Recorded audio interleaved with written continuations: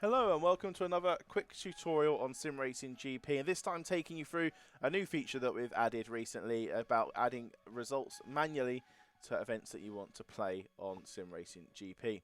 Now this is mainly for games that don't need dedicated server support, such as Formula 1 2023, the upcoming Forza Motorsport title, as well as games such as Assetto Corsa Competizione on consoles. And titles other than that we'll be adding over the course of the next coming weeks and months. So we're going to start here from the events page within our community, and at the moment you can see we're in the Simracing.GP community. We can go ahead and we can click new event, and you'll be met by the game selector as you normally would be. So you've got our 4 titles that have full dedicated server support, and you can see underneath now a new manual games tab which has Formula 1 2023 there for us to select. We're going to go ahead and select that, and we're going to get the option to select a platform. So, for example, Formula 1 2023 can be played on PC, PlayStation, Xbox, or crossplay, so racing with drivers across multiple different platforms. And we're going to go ahead and we're going to select the PlayStation platform for this one. Now, it doesn't matter if you select PlayStation, Xbox, PC, or crossplay, it all looks exactly the same, except the drivers will be able to have the little PlayStation identifier there, and they'll see that on the event card to show that this is the platform that the race is going to be taking part on.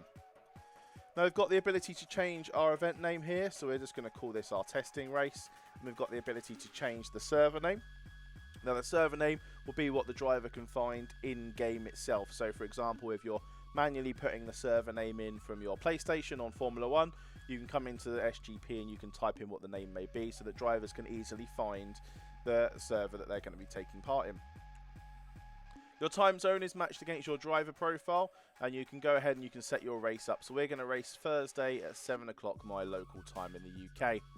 And then you can put the password in if drivers need a password to enter the event itself on the PlayStation. You've also got the ability to close the event, as you always have had on Simracing.GP, so you can create these events where only certain drivers can register to take part. And then we can go ahead and check our track. So we're going to select for this one the Belgium or Spa-Francorchamps, but the Belgium Grand Prix. And we can go down and we can select the available slots. Now we're going to build this event as if it's a Formula 1 Grand Prix at Spa, as we've just had in the past month or so. So we're going to put 20.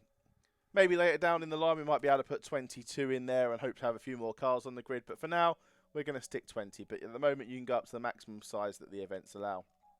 You can then tell the system how many races you're going to do on this server.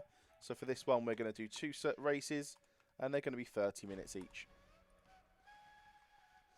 We can then go over to the Cars tab, and we can select the cars that we want to be using during the race.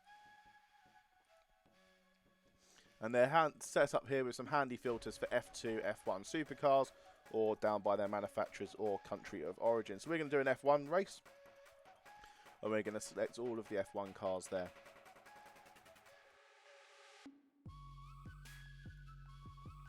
Now, like we said, we're going to try and make this as identical to a Formula 1 Grand Prix as we possibly can. And we can use a tool here called model limits that have been used across all of the games with dedicated servers.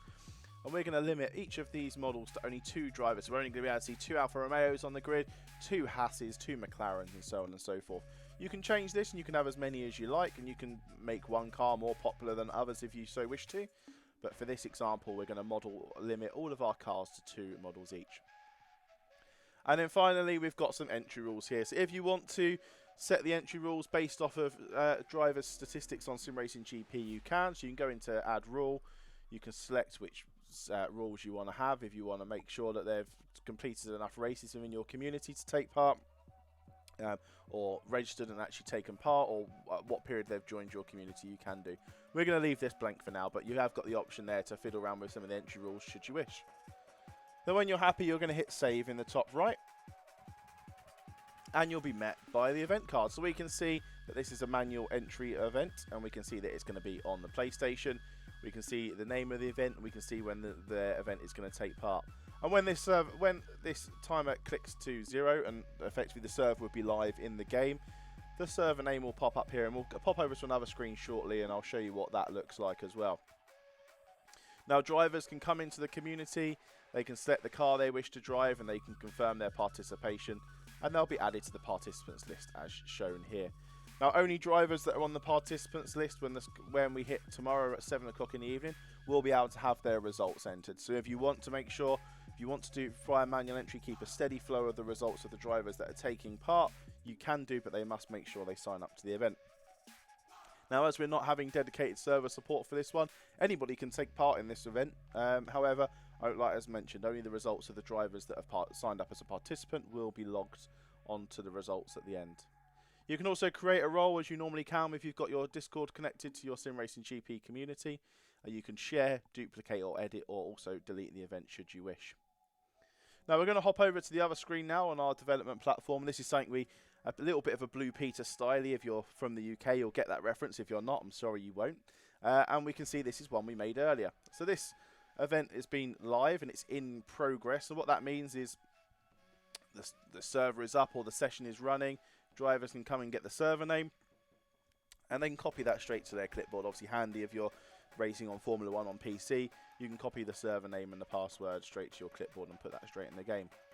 Now this view is for community owners and admins, and they're going to have the ability to enter their results.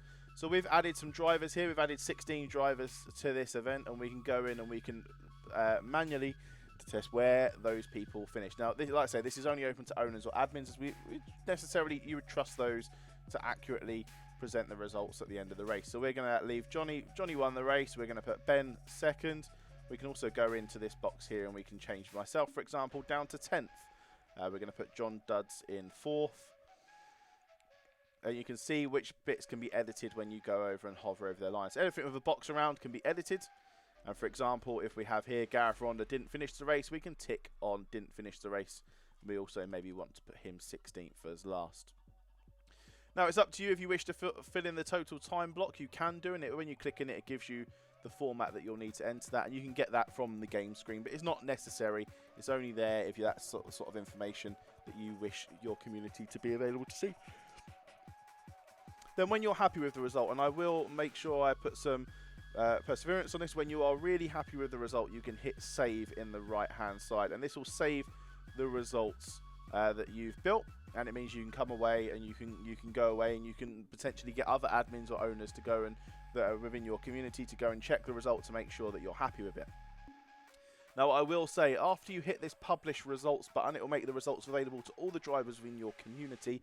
However, they will not be able to be changed. So if you're using manual entry to run a championship or a series on the platform, as soon as you publish those results, you cannot go back in and change. Once you've saved them, like I said, we can swap Johnny and Benjamin around if we wish to, and we can hit save again, and that's perfectly fine. But as soon as you publish those results, they're not able to be changed. So make sure that you're completely happy with the results before you publish them. And as soon as you hit publish, the page will refresh, and this is the page that the drivers will be able to see when they come in and have a look at the results, so they can see in which order the drivers finished. If you've entered the race time, they'll be able to see the total time on the side as well.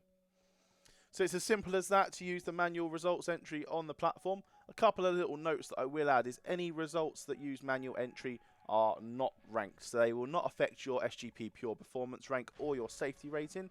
This is due to the fact that it's a manual human being that's inputting the results, and they can always make mistakes, whereas with our Pure Performance rank, it's all run by the system behind the scenes with our dedicated server support. So you do not need to worry if you're using a manual entry that if you get something wrong, someone's going to lose some rank. However, as I have said multiple times, I would make sure that you always get those results nice and right before you publish them to your community. But that has been it from me here at Simracing.GP, and we've taken you through the manual entry systems. If you've got any questions or need any help at all with this, you can reach out to us in the Simracing.GP Discord server, as well as support@Simracing.GP.